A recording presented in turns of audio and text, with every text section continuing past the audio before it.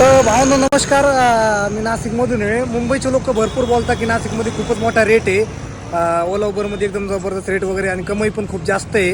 तर आपण नाशिकच्या ओला उबर ड्रायव्हरांना विचारू की नाशिकची परिस्थिती काय आहे. भाऊ, नाशिकची परिस्थिती काय आहे? मुंबईचे लोक बोलतात की खूपच रेट भारी आहे नाशिकची ओला उबर मध्ये आणि खूपच कमाई आहे. तर काय म्हणाल तुम्ही याच्याबद्दल?